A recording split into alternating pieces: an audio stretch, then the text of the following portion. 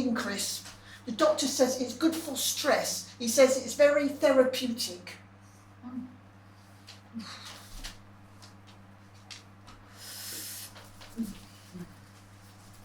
Morning. All right. All right, if I sit here. Knock yourself out.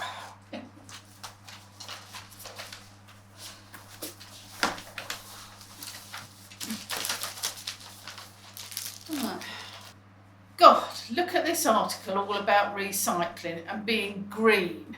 What a total waste of time that is. Half the things you put in there don't even get recycled. Look at everyone going around with their coffee cups. They don't get recycled. We used to take glass bottles back to the shop to get the money back, and the milkman delivered reusable glass bottles back in the day.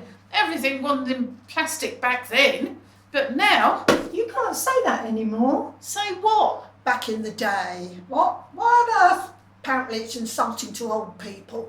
Oh, God, you're joking. What nonsense. My Bert says there's no point at all in recycling. The bin men don't take half of it and they mix it all up with the normal waste anyway. He saw a video of them throwing things like batteries and electricals in with the main rubbish. Well, I'm sure that wouldn't happen in my area. You do realise that the bin men are all the same everywhere, don't you? Actually, I don't recycle anything. I put everything in a plastic carrier bag, and when I walk down the street, I put it in public bins. That is so scuzzy. Scuzzy? What does scuzzy mean? It means disgusting. Anyway, what we need is collective responsibility. Everyone being responsible for their own actions and doing the right thing. We all have to combat pollution and global warming. It all matters. For example, a 1% increase in air temperature can lead to a 4 to 7% increase in the amount of water in the atmosphere, which is why there are so many catastrophic weather events. Thanks, David Attenborough. Look, there's all been going on for years. There's nothing we can do about it, is there? Us recycling is a drop in the ocean when you look at the amount of pollution and rubbish huge countries put into the world. You know, China and India. And the USA. My Bert says there are polar bears going into towns now because the ice is melting and they can't find food. Not in Bexhill, they're not. Can't you take anything seriously? Well, I'm very concerned about the local effects of climate change. I'm fed up with all the rain we've been having. Spring was a washout. My gardener was at her wit's end. Some local villages suffered terrible flooding. Alfriston was totally cut off. Even the Waitrose delivery van couldn't get in, and it's having a terrible effect on people's insurance premiums. Oh, I saw a programme on the telly about us sending waste to other countries. We're paying them and they just dump it, and it gets in the sea. Then it hurts the wildlife. Turtles, whales, seabirds, fish. My Bert says there's a vast raft of rubbish in the ocean that's 3 times the size of France and can be seen from space. For once, your Bert is right. It's called the Great Pacific Garbage Patch. Oh. The Great Pacific Garbage Patch. It's the largest of 5 massive zones of rubbish in the oceans. Yep, it's 1.6 million square kilometres and contains 100,000 tonnes of rubbish. There's 1.8 trillion pieces of plastic, 250 for every person on the planet. Makes you want to do something about plastic now, doesn't it? Right. You know, we always thought of eating fish as healthy, but now they've got plastic and heavy metals in them. Well, we've all got plastic inside us now, but honestly, a huge disgrace is the water companies here, discharging sewage into seas and rivers. Yeah, and my cousin used to like to swim in the sea, but she won't do it now. You can't even take the kiddies to the seaside. My Bert says 1 minute we have awful flooding and the next they say there's a hosepipe ban. I mean, what's that all about? It's not just flooding though, is it? What about the wildfires in so many countries across Europe, Canada, Australia, and the poor koalas? We need to save the planet for the younger generation. They criticise our generation for letting the planet get in this state, and quite rightly so. The younger generation. They're just as bad, if not worse. In what way? You just don't get it, do you? Young people have it hard today. Oh, they do. Think of all the pressures they're under and the world around them's going to hell in a handbasket. Well, young people now have no respect. My Bert says they don't respect their parents, their teachers, the police. He says we had to behave in our day, but now they just do whatever they want to do and there are no consequences. I tutor 18-year-olds at a music college, and they are very civilised and well behaved. Probably because their middle-class parents are paying for it. I bet some of them go off the rails anyway, but some of them have been brought up better. Well, the young people I know are very positive and socially aware. I enjoy listening to their refreshing opinions and sometimes their naivety. You should meet my lot. My daughter got pregnant really young. They don't even respect themselves. Look, mate, My name is Audrey, actually. of course it is. Look, Audrey, actually, you've got no idea. Young people face so many challenges these days. I wouldn't want to be young again, and I bet you wouldn't either. There are no jobs unless you've got higher qualifications. They have a hard upbringing and have to deal with the social issues that your lot can't even imagine. That's what it's like where I'm from, and most places in Britain. My Bert says when we were young it was easy to get a job. If you didn't like it, you could go down the road and get another one. He says now they prefer to go on the dole rather than work. They're all work shy, he says. Yeah, my friend's daughter could have done well for herself, but she wasn't prepared to get a job. Well, she did a bit of caring work in her family, but mainly she went to the gym and had a fine time, paid for by her dad. Then she went to the job centre and signed on the dole. They gave her 75 quid a week and she was happy as Larry. She had a really nice boyfriend, but they split because he realised she was just a lazy scrounger. Yes, my Bert says they have children just to get paid benefits. It's everywhere. They think the world owes them a living. Look, even though I don't have children of my own, in my experience, most young people have aspirations and want to make their way in the world, whether it's through music or other careers. They're not work shy. You haven't got a clue, have you? Look at all the hard stuff they face. They're pressured at school to get qualifications. There's peer pressure and bullying about everything. Drugs are too available, and drug gangs recruit youngsters to do their dirty work for them. There's violence at home and knife crime on the streets, and don't even get me started about social media. They've got to have designer clothes and trainers they can't even afford. They're bombarded with body images that aren't even real. Dress like this, look like this. No wonder their mental health is so bad. But that's not everyone, is it? I can't think of anyone in my circle. Well, you can't see the real world from your ivory tower, can you, love? Or you? With you on that one. You know, my Bert said we shouldn't have children. He said there's already too many people in the world, and anyway, they cost too much to raise.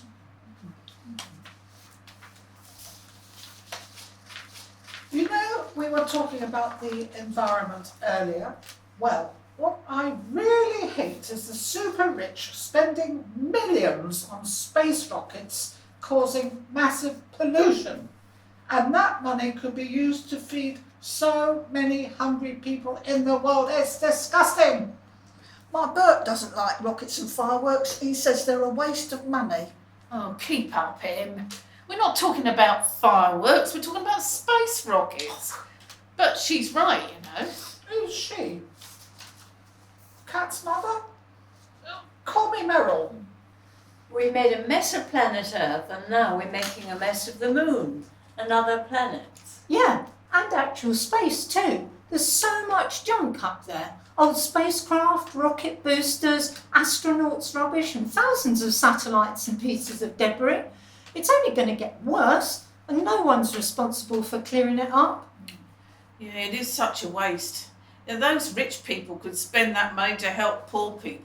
There are millions of people who could be helped, but why would they? It's their money. They get to choose how they spend it. You might not like it, but they're not going to change, are they? But it's the principle of the thing. It's all ego. They should be made to care and contribute. Yeah, if they are billionaires, then they should help humanity. Well, they pay high taxes, so some of their money goes to help people. Not always they don't. Bill Gates is a billionaire, and his foundation has billions of dollars that are used to support numerous good causes. He's a proper philanthropist. What, Microsoft Bill Gates? Yeah, him. He supports global health improvements like vaccinations for children, fighting malaria and TB, and he funds agricultural development and education. He's reduced child mortality by 40% in Africa. My Bert thought George Michael was a really good bloke. He gave money to help people. He bought Ginger Spice a car. That is just ridiculous. Well, it's all very nice, but there's a difference between being a bit generous and giving your mates expensive presents they don't even need, and the ultra-rich using it to litter and pollute the solar system. Yeah, it's an obscenity. And that's without even looking at how much countries are spending on space programs. China, for example, sending a rocket to the dark side of the moon. What's the point? My Bert bought that LP. What, Pink Floyd? Yeah, me too. Look at India. They've sent up loads of rockets and they've got so many poor people. And we send support to countries like India and they spend it like that. These greedy piddocks, though. You know, Richard Branson, Jeff Bezos, Elon Musk, bloody hell. They all hide behind the idea of human progress. But it's really all about business, which is a screen for their own greed, milking space for their own profit. My Bert says they do create lots of jobs. Okay, maybe so. But I bet Elon Musk exploits his workers. Remember when he bought Twitter, or X, or whatever it's called, and got rid of loads of staff almost the next day? That's right. Yeah. He laid off 80% of the workforce, 6,000 jobs. But your point about space, don't forget Musk owns SpaceX too. Like Audrey said, he's just in it for the profit. Because he's made launching satellites and space transport so much easier and cheaper, it's encouraged even more junk to be fired into space. My Bert always said he wanted to go to the moon. Oh, sod your Bert. Pity your Bert didn't go to the moon. He needed a one-way bleeding ticket by the sounds of it. Too right, because then you might have a thought of your own in your head. Oh. Come on, Em. You've got views of your own, surely. Obviously not. Well, Audrey, actually, as it happens, the other day I was just wondering what I would do if I won the lottery. Oh, I know what I'd do if I won the lottery. Oh, built up, Meryl. This was Em's thoughts on what she'd do if she won. Go on, Em. Well, I've always wanted to go to Tahiti and Bora Bora. You could come on my boat. Oh, fine. I saw a documentary about them exotic places on the telly, so I'd definitely go there, or the Lake District, because I do like to look at the water. And I'd have a big house with a swimming pool, one with big doors you could open onto the garden, and so it could be an indoor and an outdoor pool, like you see in those magazines. And in the summer, I'd invite my neighbours and their children, where I live now, to a big party. And they could all use the pool too, but they couldn't bring their dogs. I don't like dogs. Why no dogs?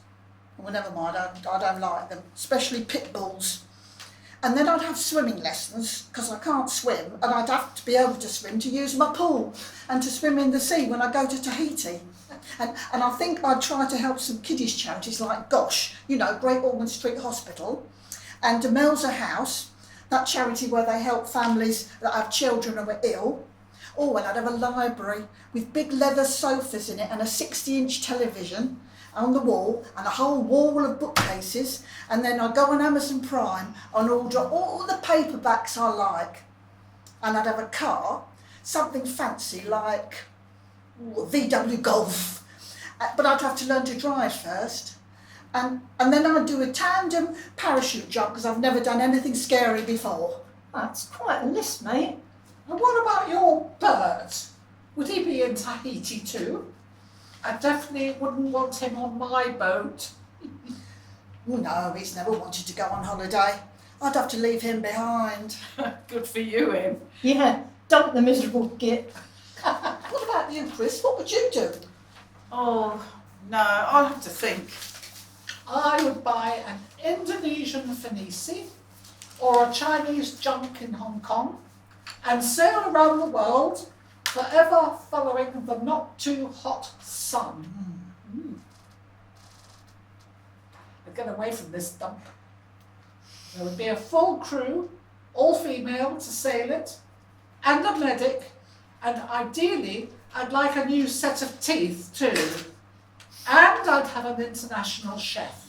Cordon bleu? Cordon bleu, more like. You see, I could take you to Bora Bora and Tahiti. Oh, I'd love to go to the Leeward Islands, the Virgin Islands, hug the coastline so I could weigh anchor in any interesting coves or harbours. The Greek islands would be nice at the right time of year. We'd have to avoid Somalia, of course. I can't think of anything worse. I'd be seasick all the time. I'd have a lovely panelled library with tables for cards and games, and my guests would fly out to join me now and then. The musical ones, friends and former pupils would help me with lovely soirees, but they'd need to be in the afternoon. Just imagine the wonderful music wafting across the bay, and all the people on shore would be saying, "Where is that music coming from? Isn't it charming?" Oh, I quite fancy going to Monte Carlo too, and being able to gamble at the casino and have all the luxury facilities. And I would have a schedule of the big concerts that I would have tickets for. Who would you want to see? Well, Pavarotti if he wasn't dead. World-class orchestras. Dua Lipa. And what about you, Audrey? Well, naturally, I've never bought a lottery ticket in my life. Naturally. Come on, Audrey, play the game. Things you want most, places you'd go. What would you do if you had all that money? It depends on what you mean by all that money. Really, the things I want most, money can't buy, or I wouldn't be here with you. Well, none taken. Yes, well, since you ask. I would make sure that I could do the whole season for a start. The whole what? Oh, the social season.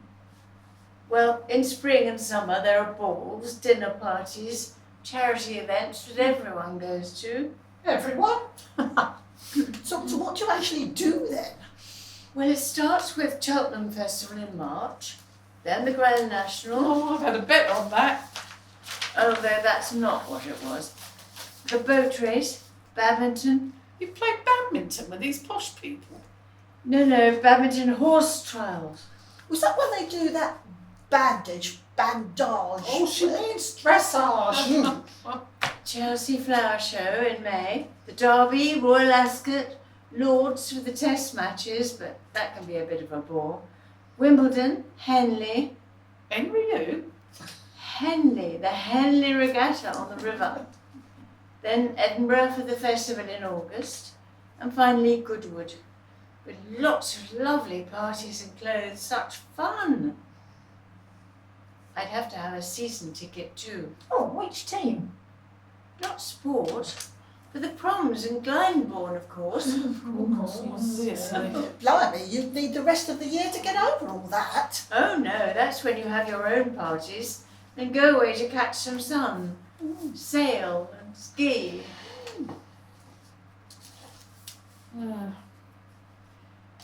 Well, now I think about it, I suppose my season would be 90 days in the winter in Ibiza or Benidorm, and I wouldn't have to cook or do the washing up. Lovely. But I would buy a big house over Essex way, all mod cons, hot tub, sauna, outside bar, big barbecue. Yeah, have you been reading the same magazines as me? Well, I'd have driving lessons too. I'd get a posh car. Oh, what type? Big, shiny, black and tinted windows. Maybe if I was no good at driving or didn't like it, I'd get a driver. Chauffeur. Bless you. I want a whole new wardrobe of clothes and shoes. It'd be so lovely to throw everything away. All the crap I've got. Clothes, furniture, the lot. Have a totally fresh start. But I wouldn't tell anyone, especially the kids. No way. No, I wouldn't tell my lot either. Not at first. If my life had been just a little bit different, I know what I'd have done first. A divorce from any of the no hope of baby daddies I had. If I'd married any of them, that is. What a thing to say! How many kids have you got then? 5. Oh, lucky you. Yeah, I suppose. Anyway, luckily my kids don't take after their useless fathers. I'm not saying they've always been angels, but then neither have I. But I still wouldn't tell them I'd come into loads of dosh. It would be nice to help them, but without them knowing. Yeah, me too. Anyway, they'd find out sooner or later when I change things up a bit. How would you change things up a bit? Well, I do like where I live, although God knows it's as rough as rats and not getting any better. I've been there so long, you know. I know the people, they know me, but I would like to have a little place to call my own. You know, a quieter lifestyle. I've never lived in the countryside. Might be too quiet for me. But solar panels, insulated, and as energy efficient as I could make it, reduce my carbon footprint. Can you imagine me with a big veg plot growing my own? I could have rescue chickens for eggs, maybe a goat for milk. It sounds a bit like the good life. You know, dungarees, check shirt, straw hat, wellies. Oh, but seriously, I'd like to give that a go. Problem is, I don't drive and I don't want to. I don't want a car, so it couldn't be somewhere too remote. What else though? Travel, the finer things in life? No, I wouldn't want to become a consumer. I don't want loads of stuff or showy offy things. No pool, no gas guzzling car, and no plane travel for me, too polluting. I could go to things by bus, I suppose, and train. Maybe some concerts, cinema, or get one of those good streaming services so I could watch it all from home in my cosy little living room. I think my dream life would be very different from yours. I like Dem's idea, though, about helping kids. I could do some work in local schools, maybe. Stuff on the environment, green living, forest school, and contribute to kids' mental health organisations. Maybe that would be my next qualification. Counsellor, mental health support, that sort of thing, after I finish this one. What is that? Distance learning degree in global social issues. I've nearly finished it. Oh, that makes sense. But what about other people? You're used to having other people around you, surely. Well, I don't know. Family and good friends could visit and I could go to them, but sometimes life takes you in a different direction, if you know what I mean. Yes. Things change, you change, and the old ways don't seem to fit anymore. Oh.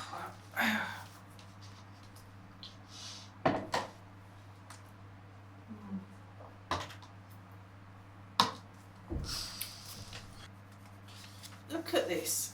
Pages and pages of stuff about the royal family. Do you know, I don't like Harry and Meghan. So there.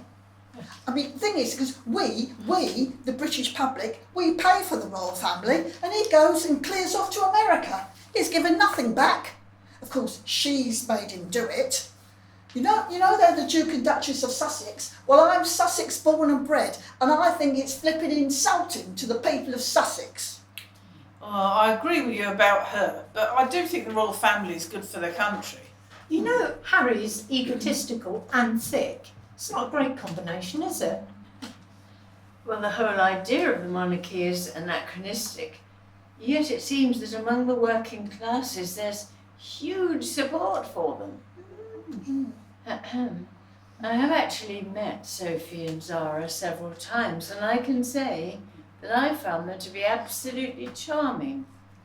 But the one I do applaud is Anne, for her work with horse riding for disabled children. Yeah, and look at all the charities that they get good publicity for as patrons. Well, I'm sure that's very commendable, but I don't like any of them.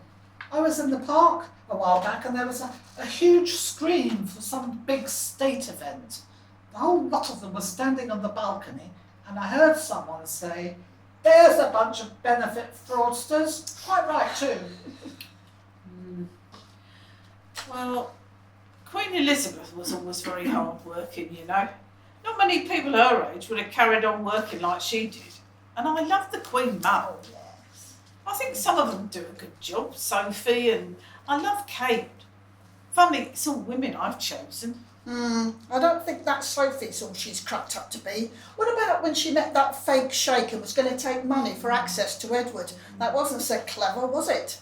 But you're right about the Queen Mum. She was lovely. She looked just like my nan. Oh, you know, people go on about how brilliant she was during the war, but all she did was turn out a couple of times in the East End, all dressed in furs. Not much of a contribution in my book. Yeah, but times were different then. But the main royals now do work really hard. They go to loads of things and have to make speeches and be nice to people they don't know. It's not as easy as you think. Oh, come on, they get everything organised and done for them. They just turn up and smile. See, I hate the idea of the monarchy, inherited massive wealth and privilege. Trouble is, I've got serious doubts about the alternative.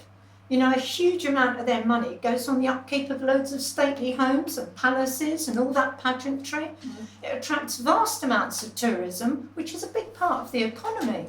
Not like Scandinavia and the Netherlands, where they still have royal families, but they just cycle around like ordinary people. That's no help to tourism and their economy.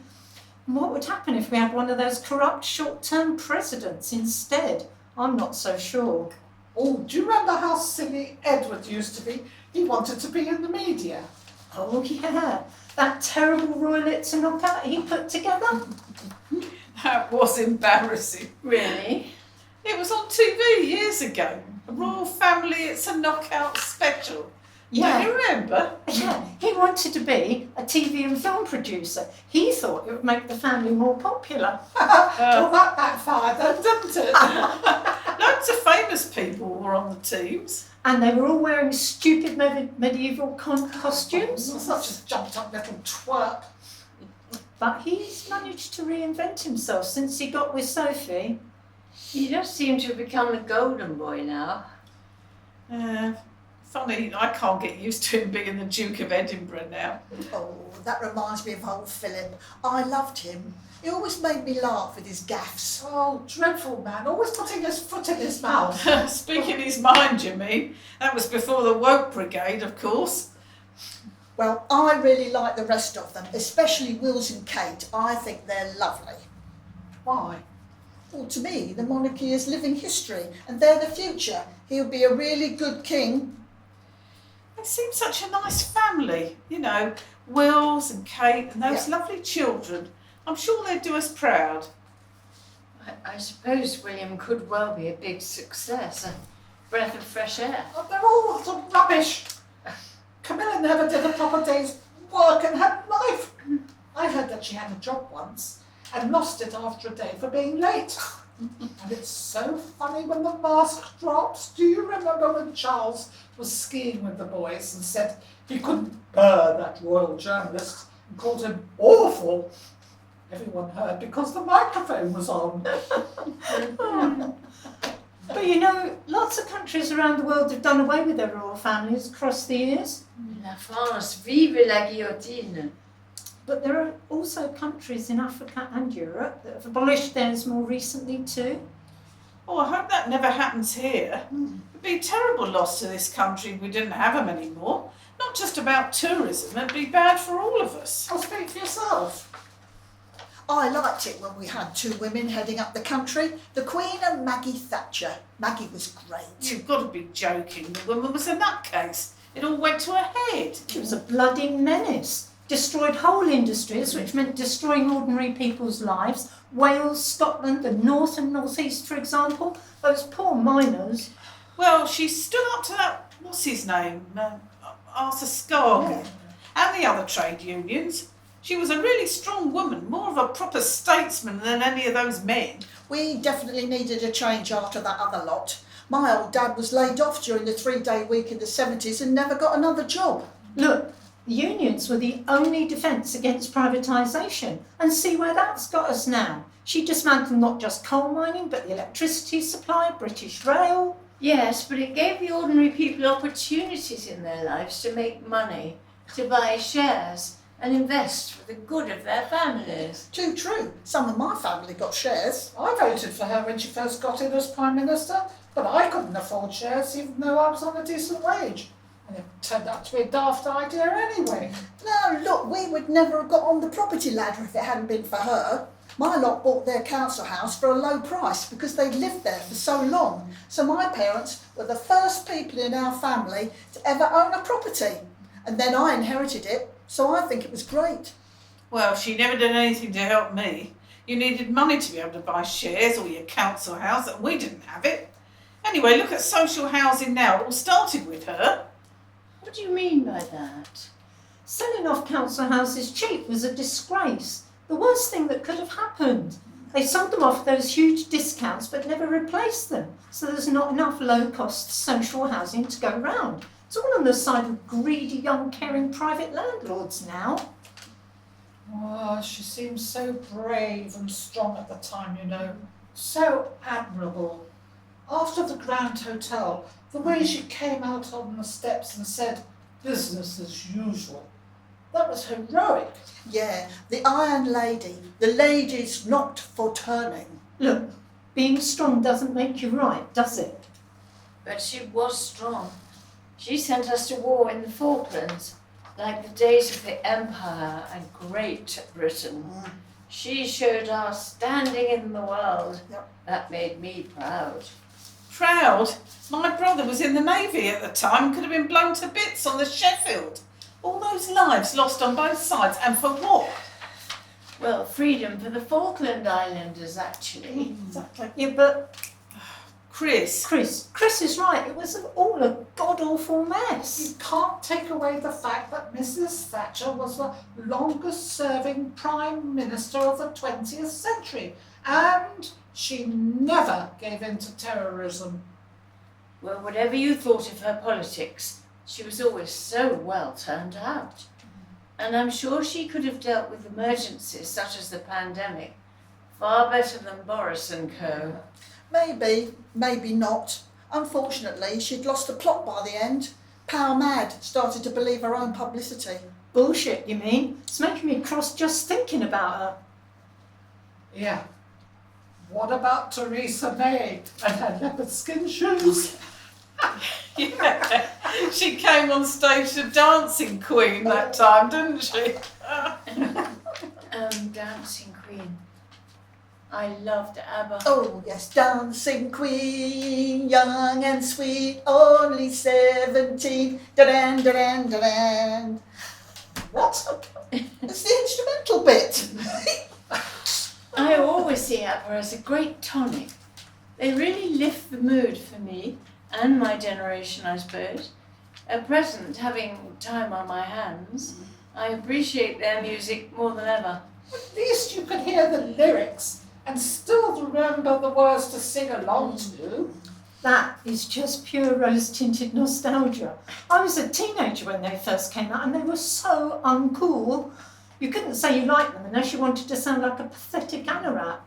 Yeah, you're right. It was music your mum would like, even if we did like and we couldn't admit it, a bit like Barry Manilow. Oh, now you're going too far. ABBA were fascinating to look at though, weren't they? Their whole look, the outfits, the moves, the makeup.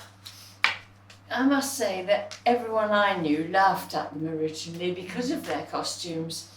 And the lyrics to Waterloo were totally nonsensical. But that's how they got so much attention.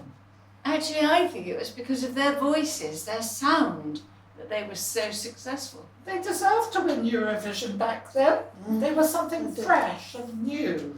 That was so uncool too. But they've lasted, deservedly so, timeless. Yeah, they seem to have become a massive industry with all the spin-offs. To be fair, most people do like them now, even me, a bit. Whenever you hear them on the radio, you get the song stuck in your head. Earworm. Well, what sticks in my mind is Elvis Presley, especially Jailhouse Rock. Well, Anyway, I can just hear it now, and I loved watching the video. I still do. Oh, my old favourite is soul music. I saw Otis Redding at Fairfield Halls back in the 60s, would you believe? And the Rolling Stones. I saw the Rolling Stones in the 1960s too. I had all their albums and saw them 3 times. Still going strong in their 80s, rockers. Yeah, rocks. Loved it. Which bands? Deep Purple, Led Zeppelin. Did you see any of them? Deep Purple at the Rainbow and Led Zeppelin at Earl's Court. I saw Zeppelin 3 times. I'd had all their albums. My kids have got them now. Same. Well, I really admired some of the female singer-songwriters. Joni Mitchell, Judy Collins, Joan Armatrading. They were great talents as well as being entertaining. No, still original heavy rock for me. Black Sabbath, Led Zepp, Pink Floyd. Who?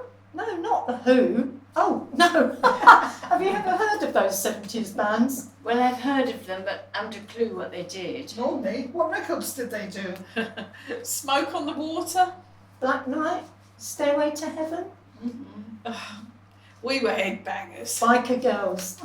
I still prefer something gentler, more... What? More intellectual? No, soul music was my thing. I loved dancing to those groups. The Supremes, the Four Tops, Sam and Dave. Oh, it's true that soul was real quality. Frida Payne, all of Motown. As a music tutor, I covered most genres and I enjoyed teaching soul and Motown. And the students more recently hadn't even heard of them, but found them very interesting when we studied them. Oh, come on. Let's bring it up to date a bit. Well, I like the Spice Girls and other girl bands, Atomic Kitten, Pussycat Dolls, and nice pop like Steps and S Club 7. You do like dancing, don't you? Oh yes, I love a good boogie when I get the chance. Well, I like Amy Winehouse, Alison Doyer, Adele, oh, and Miley Cyrus, that song Flowers. You know, I used to live for music, but now I just listen to whatever's on the radio. Actually, I adore French music, a good chanteuse. I own a huge collection of those records, and I love going to the Albert Hall. What about you, dear? Oh, well, what I'm really into now is opera.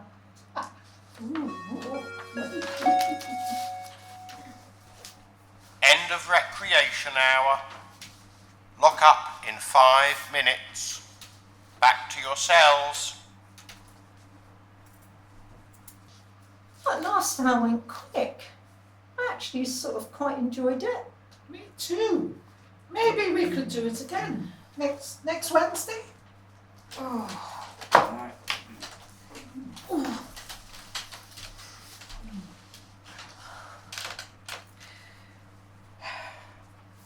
So, is it true you buried your Bert under your new patio?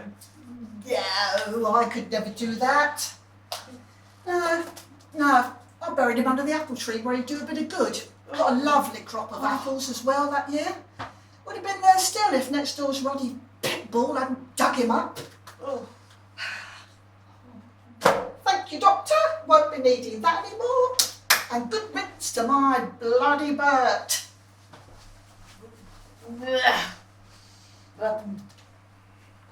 Well, blimey, it's always the quiet ones.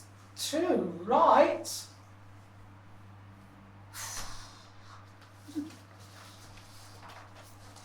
Oh.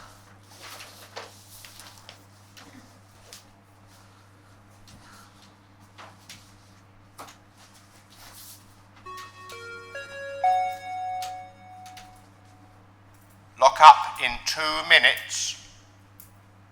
Back to your cells.